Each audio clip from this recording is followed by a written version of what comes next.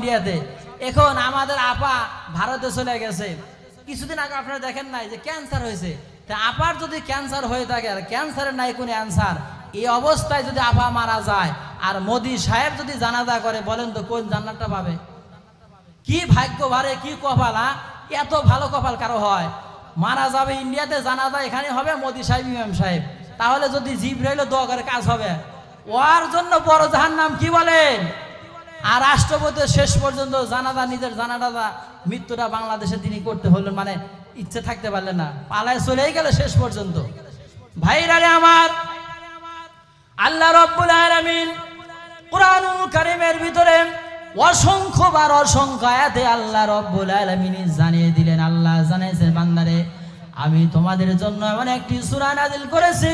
সূরা রহমানের ভিতরে একটি আয়াত 31 বার আল্লাহ জানিয়ে বুঝিয়ে দিলেন, বান্দারে আমি তোমাদের জন্য কি আয়াত জানিয়ে দিলাম। ফাবিআইয়ি আলাই রাব্বিকুমা তুকাজ্জিবান। জোরে বলেন আল্লাহু আকবার। বান্দারে অসংখ্য কোটি কোটি নিয়ামত আমি তোমাদের দান করেছি, তোমরা কোন কোন নিয়ামত তোমরা অস্বীকার করবা? এত নিয়ামত আল্লাহ দিছে, তাহলে মনে করে নিয়ামত দেওয়ার পরে আমরা অশুকরিয়া করছি, না শুকরিয়া করার কারণে আযাব। কি বলেন? আল্লাহ রাব্বুল আলামিন সূরা ইব্রাহিমের ভিতরে বলেন, লাইন শাকারতুম লাযীদান্নাকুম ওয়া লাইন কাফারতুম ইন্না আযাবি লাশাদীদ। জোরে বলেন আল্লাহু আকবার। আমার নিয়ামত পাওয়ার পরে যারা আমার না শুকরিয়া করবে, তাদের নিয়ামতগুলো আমি ছিনিয়ে নিব। শুধু তাই নয়, তাদের কিয়ামতের ময়দানে কঠিন শক্ত আযাবে গ্রেফতার করব। বলেন নাউজুবিল্লাহ। এই জালেম হাসিনা আল্লাহ এত নিয়ামত দিয়েছিলেন, কি বলেন? প্রধানমন্ত্রী যাকে করা হলো, উনি জোর করে 2-1 বার থাকলেন, কিন্তু আল্লাহ শুকরিয়া আদায় করে নাই। আলেমদের হত্যা করেছে, সাধারণ মানুষকে নির্যাতন করার কারণে তার আজকে অবস্থা।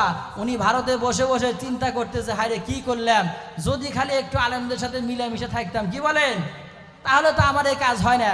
কিন্তু আলেমদেরকে নির্যাতন করার কারণে, সাধারণ মানুষের অত্যাচার করার কারণে তাদের এই পরিণতি হয়েছে।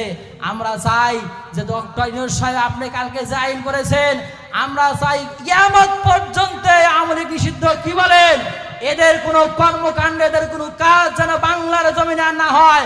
এরকম রামপন্থী বামপন্থী যেন আর বাংলার ক্ষমতার মসনদে আসতে না পারে। কি বলে? আমরা চাই কি চাই না?